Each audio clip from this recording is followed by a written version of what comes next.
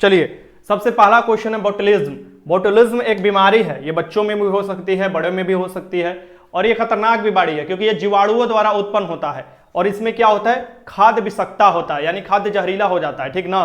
तो ये क्या होता है, ये क्या हो जाएगा इसके आंसर, जीवाणुओं से उत्पन्न खाद्य विषाक्तता जो होता है बोटुलिज्म में होता है, ठीक ना। ये याद रखिएगा, बीमारी है। सुबोध और नीरज क्यूट लग रहा है। चलिए क्वेश्चन लगाइए सभी लोग, ठीक ना। आप लोग भी बहुत अच्छे लग रहे हैं। जीवाणु, जीवाणु आप लोग को जानते हैं एक जो प्रोकैरियोटिक कोशिका के अंतर्गत आता है जीवाणु। जीवाणु जिसे हम लोग बैक्टीरिया कहते हैं, ये भी याद रखिएगा, जीवाणु क्या होता है, बैक्टीरिया होता है, ठीक ना। तो चलिए आगे क्वेश्चन हम देखते हैं। और बोटुलिज्म जीवाणुओं से उत्पन्न खाद्य विषाक्तता है। बोटुलिज्म क्लस्ट्रोडियम बोटुलिनम जीवाणु द्वारा उत्पत्ति विषाक्तता पदार्थ के कारण होने वाला एक दुर्लभ जहर है, ठीक ना। तो आपका विषाक्तता हो जाता है शरीर में। क्वेश्चन नंबर 2 देखिए, विषाक्तता मतलब जहरीला। क्वेश्चन नंबर 2 देखिए, वायरस को सजीव कहा जाता है क्योंकि, देखो वायरस सजीव और निर्जीव दोनों के अंतर्गत आते हैं। वायरस सजीव और निर्जीव दोनों के बीच में कड़ी होते हैं, ठीक ना। तो वायरस जो होता है, वायरोलॉजी में इसका अध्ययन किया जाता है वायरस को, ठीक ना। तो इवानस्की को कहा जाता है वायरोलॉजी का फादर कहा जाता है। अब ये बताना है कि सजीव इसे क्यों कहा जाता है, वायरस सजीव क्यों होता है। पूछ सकता है कि वायरस को निर्जीव क्यों कहा जाता है, सजीव को कहा जाता है। युवा गुरु जी के चरणों में कोटि कोटि नमन, यार तेरा सुपरस्टार को ये सब हेंगरी अनु सब ये सब फैला देगी, ठीक ना। चलो यहां पर देखो, ये जो होता है ये क्या होता है, ये इसे संख्या में बढ़ जाते हैं। ये क्या होते हैं, संख्या में बढ़ जाते हैं। वायरस क्या होते हैं, इनमें बढ़ोतरी होती है, इसलिए इन्हें क्या माना जाता है, सजीव माना जाता है। और यही पूछे कि वायरस को निर्जीव क्यों माना जाता है, तो ये क्रिस्टलीकृत होते हैं। क्या होते हैं, क्रिस्टल के रूप में होते हैं, इसलिए इन्हें क्या माना जाता है, निर्जीव माना जाता है, ठीक ना। तो इसका आंसर क्या हो जाएगा, बी हो जाएगा। ये संख्या के रूप में बढ़ सकते हैं, और निर्जीव का इसका गुण होता है कि ये क्रिस्टलीकृत होते हैं, ठीक, क्रिस्टल के रूप में। इसका आंसर क्या हो जाएगा, बी हो जाएगा। यहां पर देख सकते हैं, वायरस को सजीव कहा जाता है क्योंकि ये संख्या में बढ़ सकते हैं, और वायरस की निर्जीव कहा जाता है क्योंकि ये क्रिस्टलीकृत हो सकते हैं, ठीक ना। ये भी दिया हुआ है यहाँ पर, देख सकते हैं। क्वेश्चन नंबर 3 देखिए, निम्न में से क्या एक तिलहन है। तिलहन इसमें से कौन सा होगा, तिलहन का नाम बताना है, इसमें से कौन सा होगा, इसमें से कौन सा तिलहन होगा, लगाना है आप लोग। तिलहन, तिलहन मतलब इससे तिल निकलता है, तिल निकलता है, ये तिलहन कहलाता है। ये आपको बताना है, इसमें से कौन सा तिलहन हो जाएगा। लगाइए क्वेश्चन। अरे लौंग नहीं होगा भैया, लौंग नहीं होगा, क्या तुम लोग लगा रहे हो।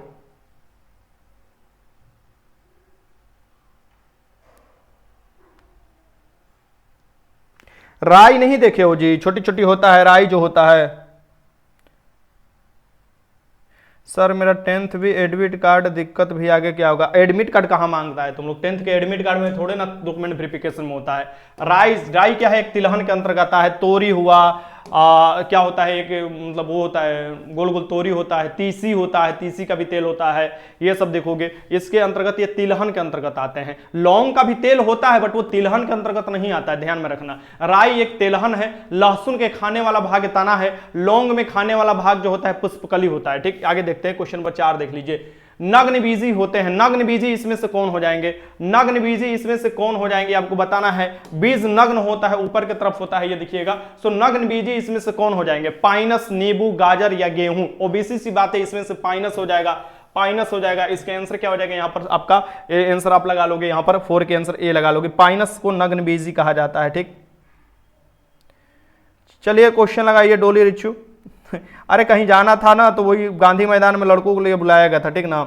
सो जो पाइनस से ही क्या प्राप्त किया जाता है, चिलगोज्जा प्राप्त किया जाता है। डॉक्टर कभी कभी बोलता है चिलगोज्जा खाने के लिए, पाइनस से चिलगोज्जा प्राप्त किया जाता है। चिलगोज्जा में क्या अधिक होता है, प्रोटीन अधिक होता है, कुछ विटामिन मिलते हैं, इसलिए कहा जाता है चिलगोज्जा खाने के लिए, ठीक ना।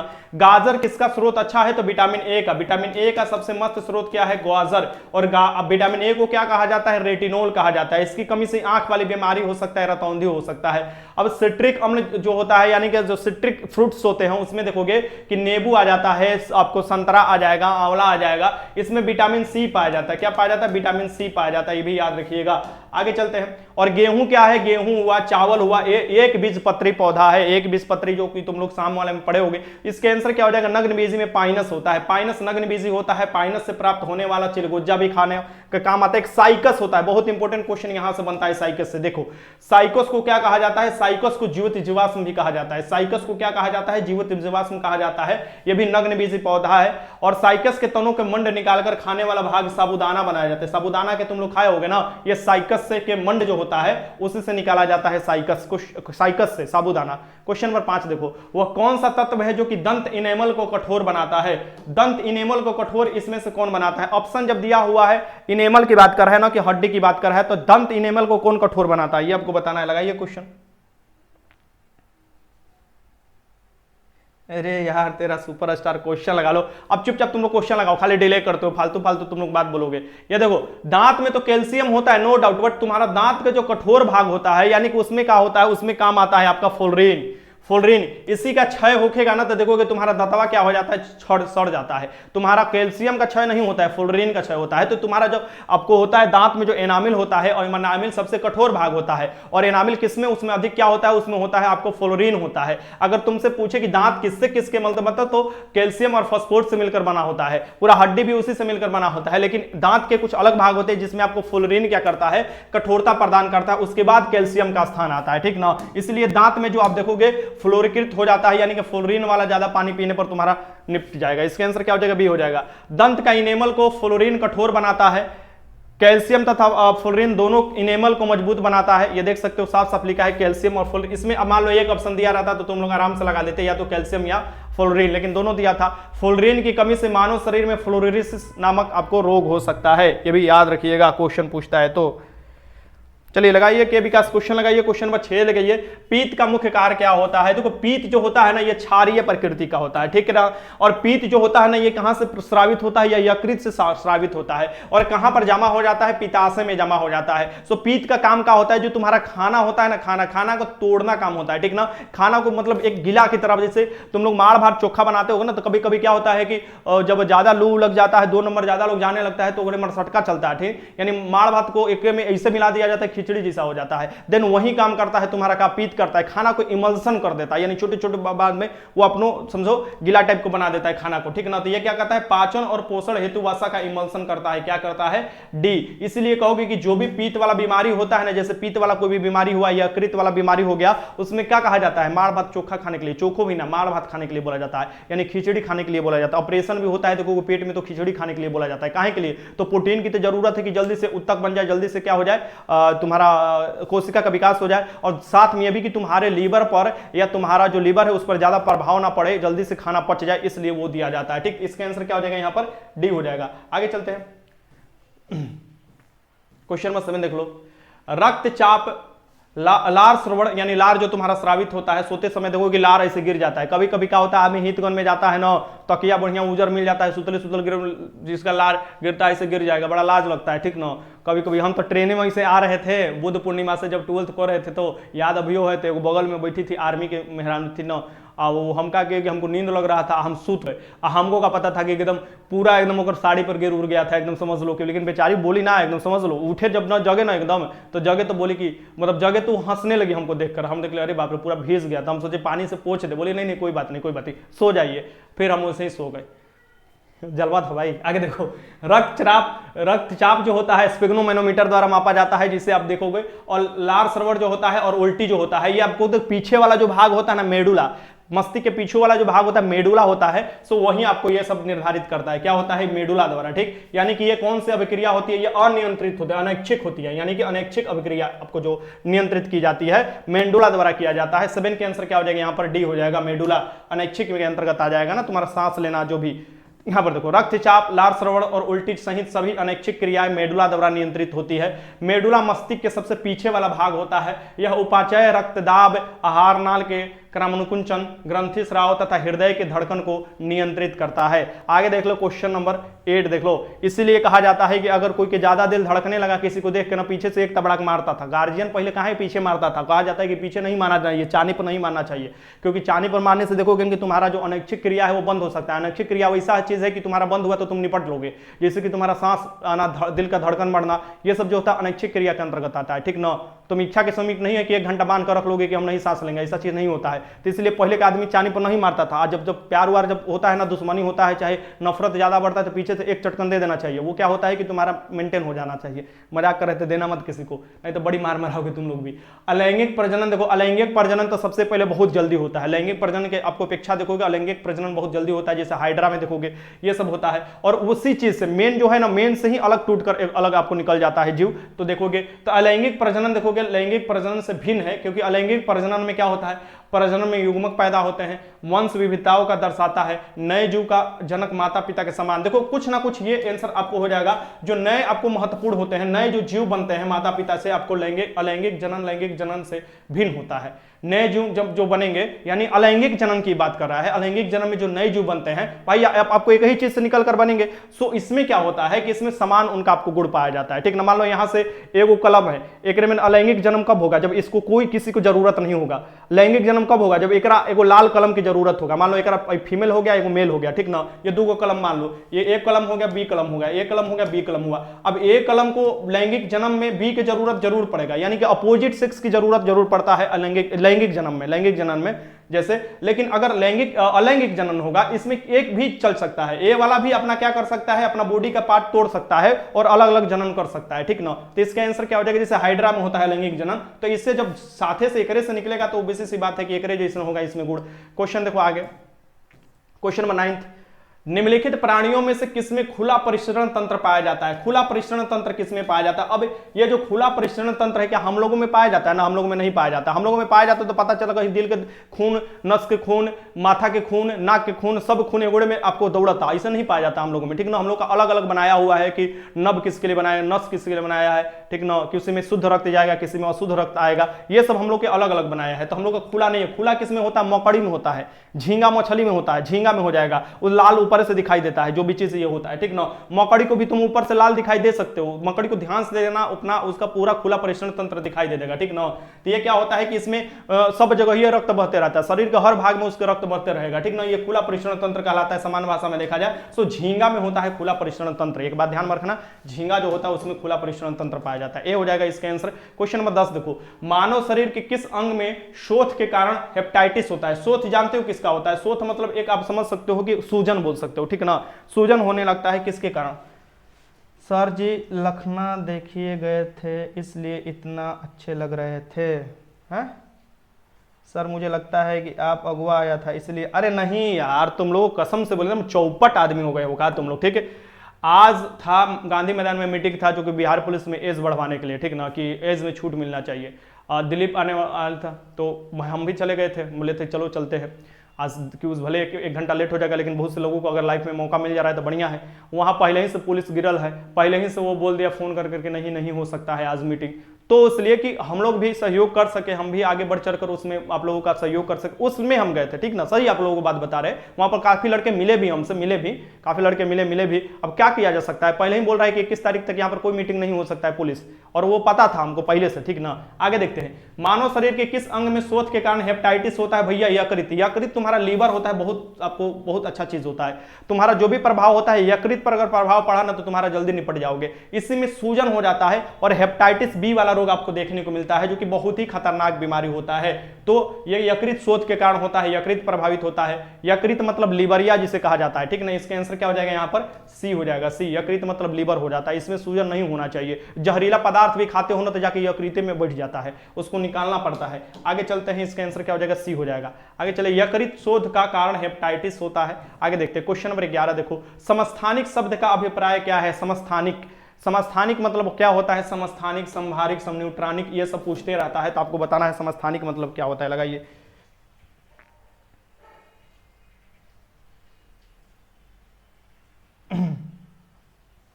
चलो यहां पर देखो, समस्थानिक जो शब्द होते क्या होते हैं, समस्थानिक मतलब शब्द होते हैं जिसमें परमाणु संख्या समान हो। और बेसिक सी बात है, मान लो ये परमाणु हो गया, ये परमाणु हो गया। अब ये परमाणु जो हो गया इसके 3 समस्थानिक, जैसे हाइड्रोजन के 3 समस्थानिक होते हैं, तो ये कौन डिसाइड करता है कि समस्थानिक डिसाइड असर क्या करता है, तो परमाणु संख्या डिसाइड करता है, यानी कि एटॉमिक नंबर डिसाइड करता है, एटॉमिक जो है नंबर डिसाइड करता है। सो ये क्या होना चाहिए, ये सेम होना चाहिए, यानी कि बराबर होना चाहिए सब में। लेकिन एटॉमिक जो मास होता है, एटॉमिक जो मास होगा, एटॉमिक जो मास होगा, एम जो होगा एटॉमिक मास होगा, वो आपको डिफरेंट होना चाहिए। तो ओबीसी सी बात है, इसमें 2-3 बात समझने की जरूरत है, ठीक ना।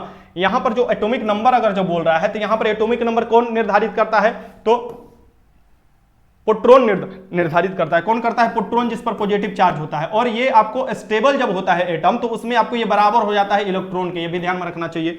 अब यहां पर जो होता है, ये जो द्रव्यमान संख्या निर्धारित करता है, ये दोनों निर्धारित करता है। ये आपको जो न्यूट्रॉन मिल जाता है, द्रव्यमान संख्या क्या होगा, द्रव्यमान संख्या में न्यूट्रॉन और प्रोटॉन दोनों मिल जाएगा, यानी नाभिक संख्या ही आपको हो जाता है ये, जिसमें न्यूट्रॉन होता है प्लस प्रोटॉन होता है। अब ये क्या बोल रहा है, ये बोल रहा है कि समस्थानिक, जिसकी परमाणु संख्या समान होनी चाहिए किंतु भिन्न द्रव्यमान होने वाले तत्व होना चाहिए, ये यहां पर हो जाएगा। जैसे प्रोटियम हुआ, ड्यूटेरियम हुआ, ट्रिटियम हुआ, ये तीनों का अगर देखा जाए तो ये तीनों एक ही हाइड्रोजन के ही समस्थानिक है, लेकिन इनके परमाणु संख्या अलग अलग होता है। प्रोटियम का 1 होता है, ड्यूटेरियम का आपको 2 होता है, ट्रिटियम का 3 हो जाता है। तो ये से आपको मतलब कि ये परमाणु संख्या अलग अलग हो जाता है, परमाणु क्रमांक, लेकिन द्रव्यमान आपको एक। सही है ना जी। अब जो समझ संभारिक होगा उसमें क्या होगा, संभारिक में होगा परमाणु द्रव्यमान समान हो जाता है, लेकिन परमाणु संख्या डिफरेंट हो जाता है। सही बता रहे हैं ना, चलो ठीक है, तब सही लगा दिए हो तो क्या दिक्कत है। तुमको पूछे परमाणु संख्या कौन इंगित करता है, तो प्रोटॉनों की संख्या। तुम्हें द्रव्यमान संख्या पूछे तो प्रोटॉन प्लस न्यूट्रॉन हो जाता है। समान परमाणु क्रमांक किंतु भिन्न भिन्न द्रव्यमान संख्या वाले को समस्थानिक कहा जाता है। सभी समस्थानिकों का रासायनिक गुण समान होता है। वे नाभिक जिनकी द्रव्यमान संख्या तो समान हो परंतु परमाणु क्रमांक भिन्न होते हैं, संभारिक कहलाते हैं। यानी परमाणु द्रव्यमान समान होता है लेकिन परमाणु संख्या भिन्न हो जाता है। इस संभारिक में क्या होता है, भिन्न भिन्न गुण होता है। क्वेश्चन नंबर 12 देख लो। एक जर्मेनियम क्रिस्टल जो है अर्धचालक में कौन सा बंधन होगा। जर्मेनियम हुआ, सिलिकॉन हुआ, जितने भी अर्धचालक होते हैं उनको देखोगे कि बाहरी कक्षा में लगभग 4 इलेक्ट्रॉन पाए जाते हैं। सो 4 इलेक्ट्रॉन से ये 4 और इलेक्ट्रॉन लेंगे तो ये क्या करेंगे, दोस्ती बना लेंगे, ये सहसंयोज बना लेंगे, यानी संयोजन कर लेंगे। 4 को और इलेक्ट्रॉन ले लेंगे तो इसे ही सहसंयोजक बंध कहा जाता है। को कहा जाता है, सहसंयोजक बंध कहा जाता है, यानी सहसंयोजी बंध बनेगा। कोई भी अर्धचालक में जो बंध बनता है ये सहसंयोजी बंध बनता है। इसे बात को ध्यान में रखिएगा, क्वेश्चन पूछता है तो ठीक, इसे याद रखिए, क्वेश्चन पूछे था। आगे चलते हैं। एक जर्मेनियम क्रिस्टल अर्धचालक में सहसंयोजी बंध बनता है, आराम से लगा लोगे क्योंकि इसके अंतिम कक्षा में 4 इलेक्ट्रॉन होता है। क्वेश्चन नंबर 13 देख लो। सल्का, रोड्स या शंकु ये किस में पाई जाती है। सल्का जो होता है जिसे हम लोग रोड्स बोलते हैं और शंकु को हम लोग कोन बोलते हैं, ठीक ना। तो ये पूछ सकता है, ये तुम्हारा इंग्लिश में नहीं देगा, हिंदी में सिर्फ पूछ सकता है। तो हिंदी नहीं देगा, सिर्फ इंग्लिश देखकर पूछ सकता है, कौन दे देता है। तो ये कोन जो होता है और रोड्स जो आपको पाई जाती है, ये आंखों में पाई जाती है, रेटिना में पाई जाती है, जो कि रंग के लिए उत्तरदायी होती है, जो कि सॉरी, ये क्या होता है, ये आंख के भाग में पाई जाती है, ठीक ना, आंखों में पाई जाती है। ये याद रखिएगा। रतौंधी रोग हो सकता है इसके, आपको सल्का जो है इसके बिगड़ने के कारण, ठीक। इसका आंसर क्या हो जाएगा, यहां पर बी हो जाएगा। आगे देखते हैं क्वेश्चन नंबर 14 देखो। प्रकाश के वेग की तुलना में रेडियो तरंग का वेग क्या होता है। प्रकाश के वेग की तुलना में जो रेडियो तरंग का वेग होता है ये क्या होता है। सो रेडियो तरंग भी क्या है, एक विद्युत चुंबकीय तरंग है, एक विद्युत चुंबकीय तरंग है। तो रेडियो तरंग और प्रकाश तरंग दोनों का वेग क्या हो जाएगा, समान होगा, एक समान हो जाएगा, ठीक ना, एक समान हो जाएगा, क्योंकि रेडियो तरंग भी क्या है, एक प्रकार के विद्युत चुंबकीय तरंग है। आगे चलते हैं। क्वेश्चन नंबर 15 देखो। निम्नलिखित में से कौन सा पदार्थ अनुचुंबकीय है। अनुचुंबकीय है, अणु से मैंने फॉर्मूला बताया था ना। अनु मेरी दोस्त थी एक, तो वो क्या करती थी, अनु बढ़िया से कभी कभी बात कर लेती थी। तो अनु जब बढ़िया से कभी कभी बात कर लेती थी तो कभी कभी क्या करेगा, ये आकर्षित करेगा। तो ये कभी कभी जो आकर्षित करेगा ऑक्सीजन, वैसे भी तुमको ऑक्सीजन की जरूरत पड़बे करता है। ये अनुचुंबकीय के अंतर्गत आता है। लौ चुंबकीय या आपको देखिएगा तो जो आपको साफा है वो चुंबकत्व कर दे, और प्रति चुंबकीय जो तुम्हारे दुश्मन हो, मतलब दूर भेज देता है, उसे प्रति चुंबकीय के अंतर्गत आ जाएगा। इसका आंसर क्या हो जाएगा, सी हो जाएगा। ऑक्सीजन अनुचुंबकीय पदार्थ है। अनुचुंबकीय जो होता है थोड़ा मात्रा में क्या होता है, आकर्षित होता है, अल्प मात्रा में थोड़ा आकर्षित होगा, यानी कि ये बैलेंस बनाकर रखता है। इसमें चुंबकशीलता का मान अधिक होता है, ये भी याद रखिएगा। अब लौह चुंबकीय पूछे तो लोहा, कोबाल्ट, निकेल, ये जो भी होते हैं लौह चुंबकीय होते हैं, ठीक ना। और प्रति चुंबकीय तो सीधे दुश्मन हो जाएगा, सीधे आपको प्रतिकर्षित हो जाएगा। क्वेश्चन नंबर 16 देख लो। विद्युत प्रतिरोध मापा जाता है। विद्युत प्रतिरोध किसमें मापा जाता है, ये आपको बताना है। विद्युत प्रतिरोध किसमें मापा जाएगा, लगाइए क्वेश्चन। जो विद्युत का प्रतिरोध होता है किसमें, ये देखो 12 बजे ही क्यूज चलता है, बट आज कोशिश करना आप लोग कि 12 बजे आज क्यूज नहीं चल पाया है तो इसका मतलब है कि मैं कहीं चला गया था, ठीक ना। तो मैं कोशिश करूंगा 3 बजे वाला अपना समय पर हो और आप लोग 3 बजे आ जाना अपना समय पर लगाने के लिए क्यूज, ठीक।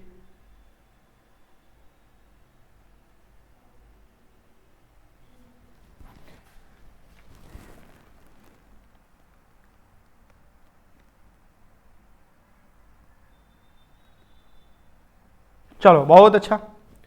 विद्युत प्रतिरोध मापा जाता है, विद्युत के जो प्रतिरोध होते हैं ये किसके मापा जाता है, ओम में मापा जाता है। प्रतिरोध क्या होते हैं, ओम में मापा जाता है। और ओम के नियम भी पढ़े होंगे, V बराबर IR निकल कर आया था ओम के नियम से फॉर्मूला। सो ये क्या हो जाता है, ओम में मापा जाता है। एम्पियर तो तुम लोग जानते हो विद्युत धारा के लिए होता है, ठीक। आगे चलते हैं, क्वेश्चन देखो, विद्युत प्रतिरोध ओम में मापा जाता है। आगे चलते क्वेश्चन नंबर 17 देखो, संचायक बैटरी में कौन सा धातु इस्तेमाल किया जाता है। जो संचायक बैटरी होता है उसमें देखोगे कौन सा धातु इस्तेमाल किया जाता है, जिसमें H2SO4 का भी इस्तेमाल किया जाता है, यानी सल्फ्यूरिक अम्ल का भी आपको इस्तेमाल किया जाता है। संचायक बैटरी का आपको नाम बताना है। सो संचायक बैटरी में कौन सी धातु का इस्तेमाल किया जाता है, इसका नाम है सीसा। किसका नाम है, इसका नाम है सीसा। सीसा का इस्तेमाल किया जाता है, इसे भी याद रखिएगा। आगे चलते हैं, संचायक बैटरी में आपको सीसा का इस्तेमाल किया जाता है। यहां देख लो, संचायक बैटरी में सीसा का उपयोग किया जाता है। क्वेश्चन नंबर 18 देखो, 40 डिग्री सेल्सियस का मान फ़ारेनहाइट स्केल में क्या होगा। सेल्सियस 0 डिग्री पर आपको क्या होता है, 0 डिग्री से पिघलना, 0 डिग्री के ऊपर जाओगे पिघलेगा। 100 डिग्री के ऊपर जाओगे सेल्सियस पर क्या हो जाता है, आपको बॉइलिंग करने लाता है। वही अगर पूछे तुम लोगों से फ़ारेनहाइट तो 32 तो तुम लोग याद किए ही होंगे। चलो मतलब कि 32 और फिर क्या होता है उसके बाद क्या होता है। ये क्वेश्चन जो पूछ रहा है उसे देखो 40 में पूछ रहा है, 40 में क्या होगा, 40 में बताओ क्या होगा। बहुत लगाते हो क्वेश्चन है तुम लोग, बताओ।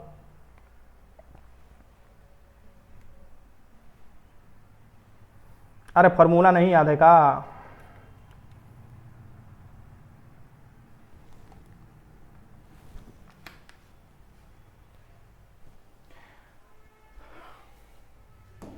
अरे फॉर्मूला लगा लो, C बटा में 100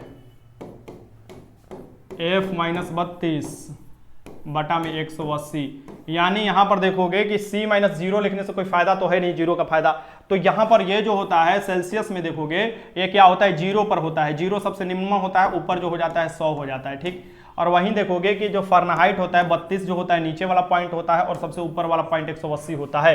तो अगर देखो 40 डिग्री सेल्सियस दे रहा है तो यहां पर आपको लिख लो 40 डिग्री सेल्सियस, 40 डिग्री सेल्सियस लिख लो। बाकी मान निकाल लेना, इधर इसको फेंक दो, ठीक, इधर फेंक दो, इसको इधर फेंक दो, बाकी F निकाल लेना। F निकल कर यहाँ पर क्या आ जाएगा बताना है आप लोगों को आंसर।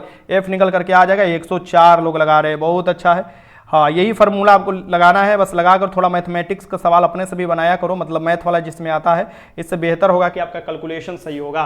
इसका आंसर क्या हो जाएगा, आपको 104 हो जाएगा। यही फार्मूला लगाना है, यही फार्मूला लगाना था। यहाँ C कर देना, C की जगह पर 40 डिग्री दे रहा है तो 40 रख देना। बाकी चलते हैं आगे देखते हैं क्वेश्चन। देखिए 40 डिग्री सेल्सियस का मान फ़ारेनहाइट में 104 आपको होता है। आगे चलते हैं, -40 पर क्या होता है कि आपको फ़ारेनहाइट और सेल्सियस दोनों बराबर हो जाते हैं। क्वेश्चन नंबर 19 देख लो, डॉपलर प्रभाव लागू होता है। डॉपलर प्रभाव कब लागू होता है ये क्वेश्चन बनाना है। डॉपलर जो प्रभाव होता है ये साउंड के लिए सबसे पहले दिया गया था, ठीक ना, डॉपलर जो दिए थे, ठीक। तो ये आपको बताना है डॉपलर प्रभाव किस पर लागू होता है। लगाइए क्वेश्चन, देखते कौन सही लगा रहा है। सर 17 नंबर फिर से,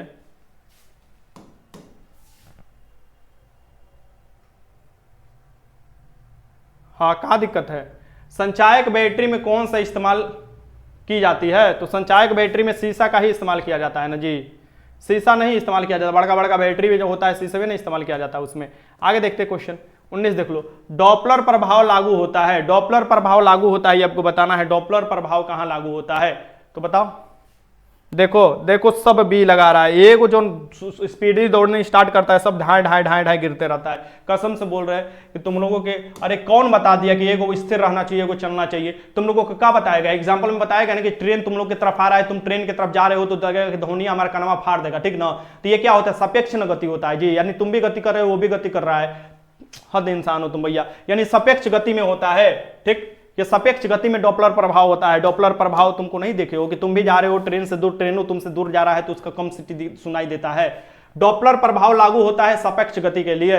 ध्वनि की आवृत्ति में वृद्धि या कमी जो होती है स्रोत तथा श्रोता के बीच में अपेक्षित गति से होती है। क्या होता है, श्रोता और स्रोत के बीच में जो अपेक्षित गति होता है इससे होती है, और इस गुण को ही हम लोग क्या कहते हैं, डॉपलर प्रभाव करते हैं। इसमें वृद्धि भी हो सकता है ध्वनि में, जब आप आगे आगे तुम लोग आओगे, यानी कि इधर से भी आ रहा है इधर से भी आ रहा है तो वृद्धि होगा, जब ये इधर जा रहा है ये इधर जा रहा है तो दोनों में आपको कमी दिखाई देगा। तो ये चीज आपको होता है, सापेक्ष गति किया जाता है ना इसमें। क्वेश्चन नंबर 20 देख लो, और डॉपलर प्रभाव द्वारा ही यह सिद्ध होता है कि ब्रह्मांड भी क्या हो रहा है, बढ़ रहा है। आगे देखो क्वेश्चन नंबर 20, यदि किसी वस्तु का वेग 3 गुना बढ़ा दिया जाए तो इसकी गतिज ऊर्जा क्या होगा। तुम लोग भी डोमिनो इफेक्ट पर काम करते हो ना।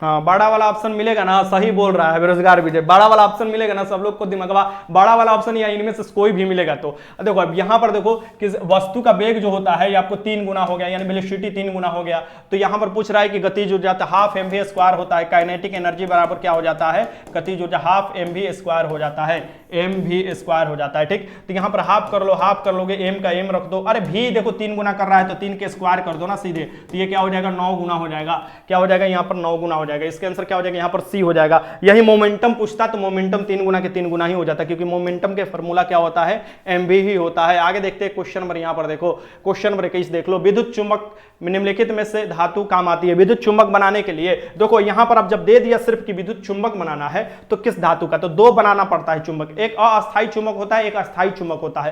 अस्थायी चुंबक का चुंबकता बहुत जल्दी से खत्म हो सकता है, लेकिन अस्थायी चुंबक की चुंबकता जल्दी से खत्म नहीं होता है। ठीक ना, तो अस्थायी चुंबक बनाने के लिए ये क्वेश्चन इसका कहने का मतलब वही है कि अस्थायी चुंबक, ठीक ना, तो ये नर्म लोहे हो जाएगा। क्या हो जाएगा, नर्म लोहे, जैसे कि ट्रांसफार्मर का क्रोड जो बनता है नर्म लोहे का बनता है। और वहीं जब अस्थायी चुंबकत्व लाने के लिए उसमें तुम इस्पात का इस्तेमाल करते हो, नहीं तो आपको देखो कि नर्म लोहे जल्दी से चुंबक बन भी जाते हैं और जल्दी से इनका चुंबकत्वता खत्म भी हो जाता है। गर्म करो या इनको भर ही पीट दो तो, ठीक ना, तो इसका आंसर क्या हो जाएगा, ये हो जाएगा। मतलब कि एक होता है अस्थायी चुंबक जिसमें नर्म लोहे का, एक अस्थायी चुंबक होता है जिसमें इस्पात का इस्तेमाल किया जाता है। क्वेश्चन 22 देखो, काला सोना किसे कहा जाता है, आगे भैया काला सोना, गोरा सोना, नीला सोना, पीला सोना बाबू ये सभी पूछता है क्वेश्चन घुमा घुमा कर, ठीक ना। तो ये बताना है काला सोना किसे कहा जाता है। जब काला सोना कहा जाएगा किसे, तुम लोग देखे होगे कोई भी जब आपको जीवाश्म ईंधन निकाला जाता है जो लिक्विड अवस्था या गैसीय अवस्था में निकाला जाता है तो काला टाइप का होता है। तुम लोग देखे होगे कि नहीं मुझे नहीं पता है, नेट पर देखे होगे। तो ये जो होता है पेट्रोलियम, कभी भी जब निष्कर्षण किया जाता है, जब भी पेट्रोलियम को निकाला जाता है धरती से, वो भी क्या होता है, ये काला रूप में होता है, इसलिए इसे क्या कहा जाता है, काला सोना कहा जाता है। अब कहोगे सर जी सोना काहे काला कहा जाता है, तो बस वही आपको एक इंगित कर दिया जाता है, मतलब कि सोना इतना महंगा है, पेट्रोल भी इतना महंगा है, वो बस, और कुछ इसमें खास है नहीं। यह नहीं कि सोना जलाकर तुम ईंधन का इस्तेमाल करते हो, ऐसा कुछ है नहीं। तो काला सोना किसे कहा जाता है, ये कहा जाता है आपको पेट्रोल को कहा जाता है, ठीक ना। इसलिए देखोगे कि शादी में 2 चीज जरूर लौंडा सब मांगता है, एक तो मांगता है पहला नंबर कि तुमको सोना हमको चाहिए, मतलब कि हमको सोना चाहिए, ठीक ना, उसके लिए तिलक चाहिए। और दूसरा नंबर हमको मोटरसाइकिल चाहिए, तो मोटरसाइकिल में भी काला सोना डालना पड़ता है, यानी पेट्रोल डालना पड़ता है। अब तो अलग अलग कार भी आ गया है, ठीक ना, तो वो चीज देखने को मिलता है। काला सोना पेट्रोल को कहा जाता है। काला हीरा किसे कहा जाता है, कोयला को कहा जाता है। कोयला को क्या कहा जाता है, काला हीरा। हीरा जो होता है व्हाइट होता है, टोटल इंटरनल रिफ्लेक्शन के कारण उसमें आपको देखिएगा चमकीला होता है। उजला हीरा किसे कहा जाता है, पन बिजली को कहा जाता है, पन बिजली को आपको उजला हीरा। झूठा सोना किसे कहा जाता है, आयरन पायराइड्स को कहा जाता है झूठा सोना। आयरन पायराइड्स क्या होता है, झूठा सोना होता है। और सोना क्या है, सोना आपको जानते हैं कि प्रकृति में पाए जाने वाला एकमात्र धातु है जो कि मुक्त अवस्था में पाया जाता है, आघात वर्धनीय होता है, 24 कैरेट का सोना शुद्ध होता है और सोना बड़ी महंगा मिलता है। आगे देखो क्वेश्चन नंबर 23 देख लो, गैस की लौह का कौन सा भाग सर्वाधिक गर्म होता है। गैस की लौह का कौन सा भाग सबसे अधिक गर्म होता है, ये आपको लगाना है। लगाइए क्वेश्चन। गुरुजी आप प्रदीप भैया भागलपुर से 2 दिन के लिए छुट्टी आए थे, हमारे ग्राउंड पर मिठाई खिलाए सभी को न्यू वैकेंसी वाले बीएसपी में है ट्रेनिंग में। बहुत अच्छा है, मिठाई खा लिए, गदगद हो गए। अब क्वेश्चन लगाओ। तुमरे तो हमको समझ में ना आता है, पूरा दुनिया का न्यूज तुम्हारे पास रहता है। गैस की लौह का कौन सा भाग जो होता है सर्वाधिक गर्म होता है, तो देखो सबसे पहले नीला होता है। नीला सबसे गर्म होता है। जो स्टोव चलाए होगे या आपको गैस में भी देखना, गैस के सबसे ऊपर वाला भाग जो होता है वो क्या होता है, नीला होता है। तुम लोग ये चीज घर में ही तुम लोग देखना, ठीक ना, क्या होता है, नीला होता है। या स्टोव को खूब मार दो, उसमें एकदम पिन मार दो और फिर उसमें पूरा एकदम स्टोव पहले जलाते थे वो नीला बनने लगता था, यानी कि जो ज्वाला नीला होता है उसमें बहुत ज्यादा तापमान होता है। अब फिर जब तुम्हारा घर के अंदर गैस खत्म होता है, यानी कि लिक्विड पेट्रोल एलपीजी, मतलब जो एलपीजी खत्म होता है वो देखोगे कि वो लास्ट में लाल बनने लगता है, लाल किस्म का बनने लगता है। लाल यानी सबसे कम होता है, यानी कि सबसे पहले नीला होगा, उसके बाद पीला होगा, पीला के बाद लाल होगा, लाल में सबसे कम तापमान होगा, ठीक ना, ये याद रखिएगा। नीला इसमें सबसे अधिक हो जाएगा। इसके आंसर क्या हो जाएगा, यहां पर सी हो जाएगा। आगे चलते हैं क्वेश्चन नंबर 24 देखो, एरोसोल क्या है। एरोसोल का आपको बताना है, एरोसोल क्या है, लगाइए क्वेश्चन। एरोसोल क्या होता है, एरोसोल जो होता है ये क्या होता है, लगाइए क्वेश्चन। हाँ, गैस के चूल्हा में भी धर्मेंद्र चौधरी बोले एकदम रेसर अंकित विद्यार्थी आ चुके हैं।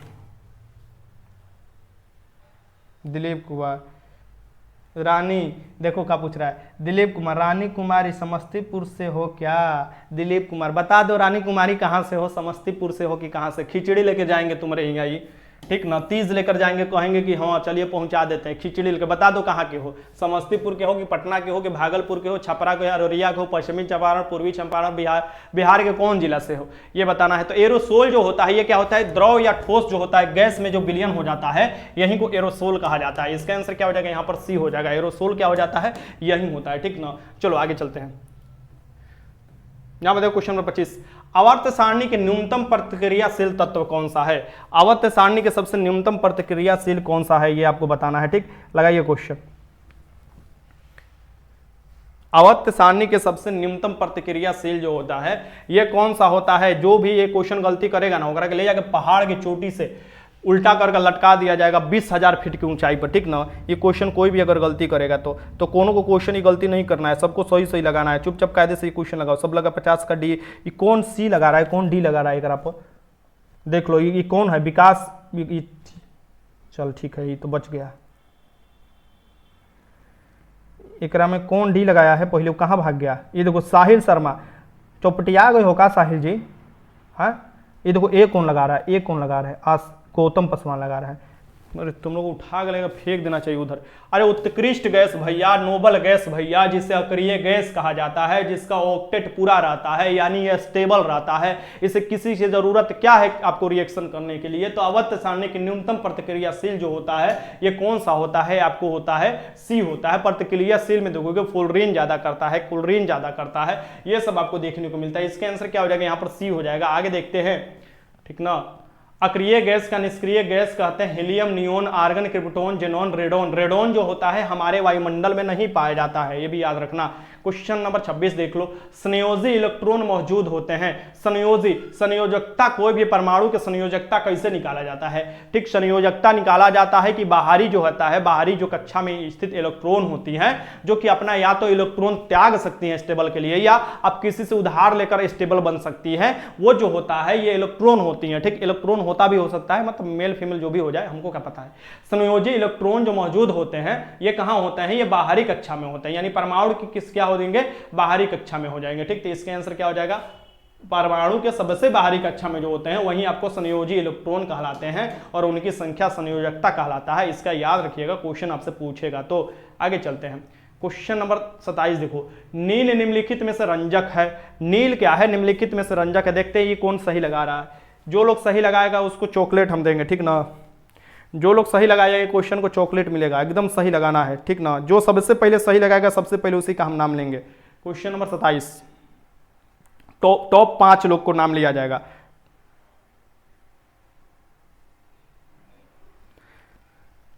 टॉप 5 लोग जल्दी जल्दी लगाओ, जल्दी जल्दी लगाओ, जल्दी लगाओ। हम बाद में भी नाम ले सकते हैं। सिप्पू सिंह, हे राम जी, सिप्पू सिंह लगाई हैं, हे राम जी लगाए हैं। अब तो सब लगाइए देगा देख देख कर।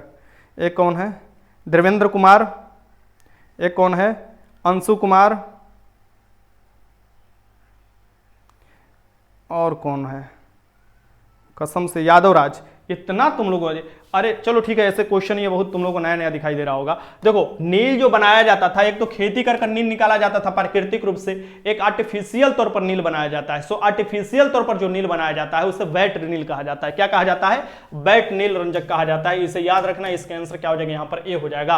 वेट नील रंजक कहा जाता है इसे, जो आर्टिफिशियल तरीका से बनाया जाता है। ठीक, आगे चलते हैं। क्वेश्चन देखिए, क्वेश्चन नंबर 28 देखिए, एथेनॉल का सूत्र क्या होता है। एथेनॉल मतलब कि पैक, दारू, समान भाषा में तुम बोल सकते हो। ठीक ना, तो एथेनॉल का आपको सामान्य सूत्र बनाना है। एथेनॉल का सामान्य सूत्र क्या होता है, लगाइए क्वेश्चन। ठीक, एथेनॉल का सामान्य सूत्र क्या होता है, लगाइए क्वेश्चन।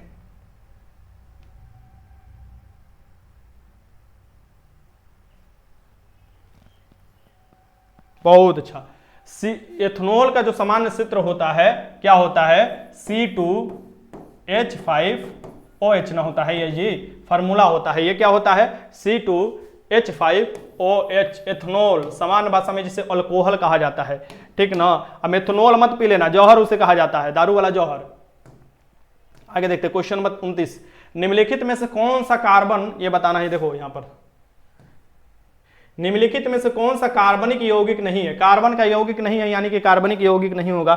निम्नलिखित में से कौन सा कार्बन की यौगिक नहीं है, ये आपको बताना है। निम्नलिखित में से कौन सा कार्बन की यौगिक नहीं है? तो कार्बन की यौगिक इसमें कौन सा नहीं होगा? डोलोमाइट होगा, संगमरमर होगा, चौक हो जाएगा, हीरा नहीं होगा, क्योंकि हीरा कार्बन की यौगिक ना होकर हीरा क्या है? कार्बन का अपरूप है। ये बात ध्यान में रखना चाहिए आप लोगों को। और हीरा सबसे कठोर पदार्थ है। हीरा में टोटल इंटरनल रिफ्लेक्शन यानी पूर्ण आंतरिक परिवर्तन के कारण हीरा चमकता है। हीरा जो होता है चतुष्फलकीय इसका आकार होता है। हीरा का इस्तेमाल किया जाता है अंगूठी बनाने में, आभूषण बनाने में, शीशा काटने में या बोरिंग करने में भी हीरा का इस्तेमाल किया जाता है। ब्लैक डायमंड का ज्यादा इस्तेमाल किया जाता है। ठीक, तो हीरा कहां मिलता है? मुक्त अवस्था में देखोगे हीरा मिलता है, कोयले की खदानों में मिलता है। ठीक, तो हीरा से बहुत क्वेश्चन बनते हैं, तो हीरा से लगा लेना। हीरा का अपर्तनांक पूछ सकता है, यह भी ज्यादा होता है सबसे, आई थिंक 2.4 के करीब होता है। ठीक ना, आगे देखो यहां से, देखो यहां पर दिया है हीरा का अपर्तनांक 2.4 होता है। क्वेश्चन नंबर 30 देख लो। इको मार्क उन भारतीय उत्पादों को दिया जाता है जो कि क्या होते हैं? इको मार्क, इको सिस्टम तुम लोग पढ़े होगे, इकोलॉजी पढ़े होगे, तो इको मार्क भी तुम लोगों को मिलना चाहिए, यानी हमारे खाद्य पदार्थों को मिलना चाहिए या जो भी सामान है। तो इको मार्क जो होता है, इको मतलब पर्यावरण के अकॉर्डिंग जो आपको चीज बनाया जाता है, पर्यावरण के समतुल्य बनाया जाता है, उसके विरोधी नहीं बनाया जाता है। वो आपको पर्यावरण के प्रति मैत्रीपूर्ण जिसे आप कह सकते हो, उस स्थानों के उस चीज के लिए क्या दिया जाता है? इको मार्क का दिया जाता है। 1991 से इको मार्क दिया जाता है। ठीक, ये याद रखना। एक मार्क तुम लोगों को कल क्वेश्चन कराए थे 1937 से जो दिया जाता था, वो आपको दिया जाता था कि उच्च गुणवत्ता वाले खाद्य पदार्थों को दिया जाता था। ठीक, इसका आंसर क्या हो जाएगा? सी हो जाएगा। ये याद रखिए। क्वेश्चन नंबर 31 देख लो। भारत में गिद्ध की कमी का अत्यधिक प्रमुख कारण क्या है? सो भारत में पहले गिद्ध थे, हम खुद गिद्ध देखे हुए हैं। ठीक ना, बक्सर में हम गिद्ध देखे हुए हैं। ठीक, तो बक्सर में गिद्ध देखे हुए हैं, तो तुम लोग गिद्ध देखे होगे कि नहीं हमको ना पता है, लेकिन गिद्ध के विलुप्त होने का मुख्य कारण क्या है?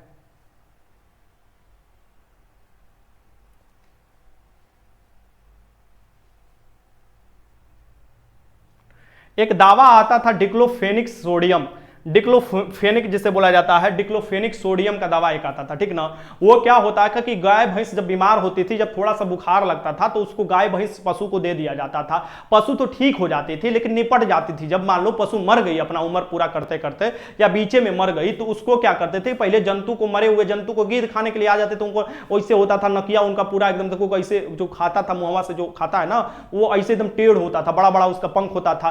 तो ये जो दवा था, ये क्या होता था कि ये गिद्ध जब उस मरे हुए चीज को खाते थे तो गिद्ध के पेट में भी चला जाता था और विद इन 30 डेज के अंदर ये निपट जाते थे। ठीक ना, 30 दिन के अंदर क्या हो जाते? गिद्ध लोहे ऐसे ही खाते थे, वो मर जाते थे। तो इसीलिए वो दवा को भी बैन किया गया, लेकिन बैन करते करते क्या हुए कि विलुप्त हो चुके थे गिद्ध। आप देखियोगे अचानक जो हुआ था विलुप्त, तो जैसे कहा जाता है ना कि अचानक तुम्हारे सामने क्या चीज विलुप्त हो रहा है, यानी गिद्ध कह सकते हैं। अभी भी गौरैया, जो छोटी छोटी गौरैया जो धनवा इकट्ठा करती है, तुम लोग अपने गांव में देखे होगे, वो भी जल्दी से विलुप्त हो रही है। तुम लोग देखोगे बहुत जल्दी संख्या में कमी हो रहा है। ठीक, शहर में तो कहां दिखाई देती है, दिखाइए ना देती है। तो भारत में गिद्धों की कमी का अत्यधिक कारण क्या है? तो जानवरों को दर्द निवारक जो आपको दवा दिया जाता था, वो दर्द तो उनका ठीक हो जाता था, लेकिन ये आपको गिद्ध जब खाते थे उनके मांस, तो वो निपट जाते थे। तो यानी कि डिक्लोफेनिक सोडियम एक साधारण सिर दर्द निवारक दवा है, जिसका उपयोग किसानों द्वारा पशुओं के लिए दर्द निवारक के रूप में बुखार के इलाज में किया जाता था। दरअसल जब डिक्लोफेनिक सोडियम का उपयोग के दौरान पशु मर जाते थे और उसी मरे हुए पशु का मांस गिद्ध एक बार खा लेते थे, तो 30 दिन के अंदर निपट जाते थे। ठीक, इस दवा के कुप्रभाव को अंदाजा इससे लगाया जा सकता है कि पिछले 10 वर्षों के भीतर भारत, नेपाल और पाकिस्तान के बड़े पैमाने पर गिद्ध की